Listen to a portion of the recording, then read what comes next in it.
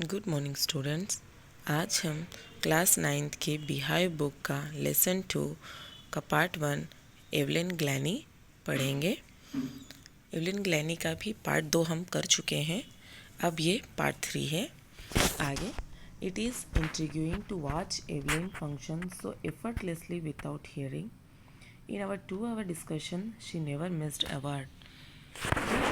वो कहते हैं कि एवलिन ग्लैनी जो सुन नहीं सकती है, पर फिर भी वह जब उसका इंटरव्यू लिया गया 2 घंटे का, जब उसमें डिस्कशन चल रहा था, तो she never missed a word, उन्होंने एक भी शब्द नहीं छोड़ा। बिल्कुल बहुत अच्छे से उन्होंने इंटरव्यू दिया।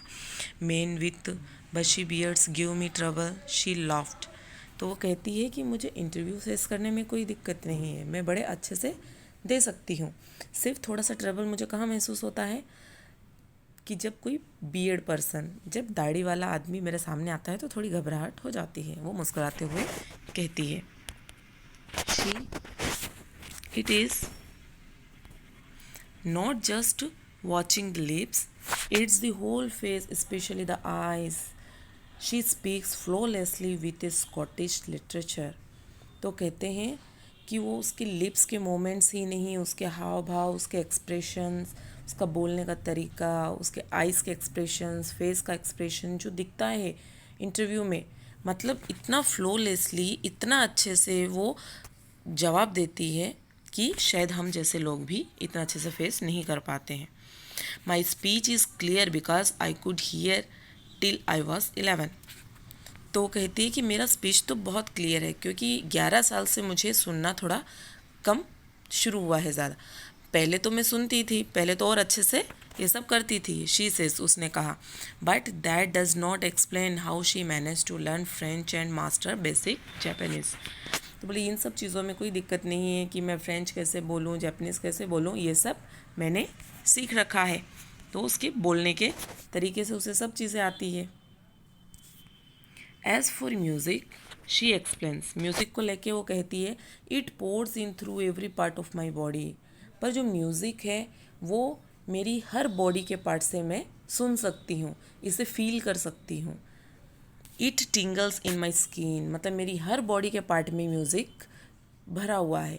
मतलब जब म्यूज़िक प्ले होता है तो मेरी हर बॉडी के पार्ट में मुझे सेंस ऑफ ऑर्गन से महसूस होता है। तो it टिंगल्स in the skin, skin के हर पार्ट में वो महसूस होता है। माई चिक बोन्स, मेरे गालों में महसूस होते हैं वो टोन्स, जो नोट्स होते हैं म्यूज़िक के।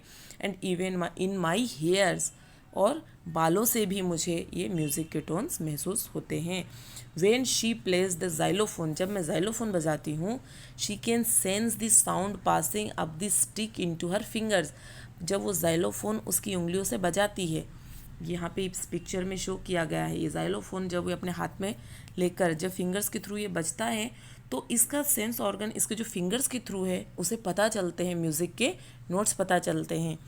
By leaning against the drums, और जब ड्रम बजाया जाता है, she can feel the resonance flowing into her body, और ये अपने बॉडी में उसे फील करती है, महसूस करती है। क्योंकि जब इनके सर बजा रहे थे, जब उन्होंने इसे महसूस करवाया था, तब ये बता रही थी कि ड्रम का जो हाईएस्ट नोट है ये अपने बॉडी के अपर पार्ट में महसूस कर रही है, फील कर रही है, और जो लोवेस्ट नोट होते हैं उन्हें लोअर पार्ट में महसूस करती है।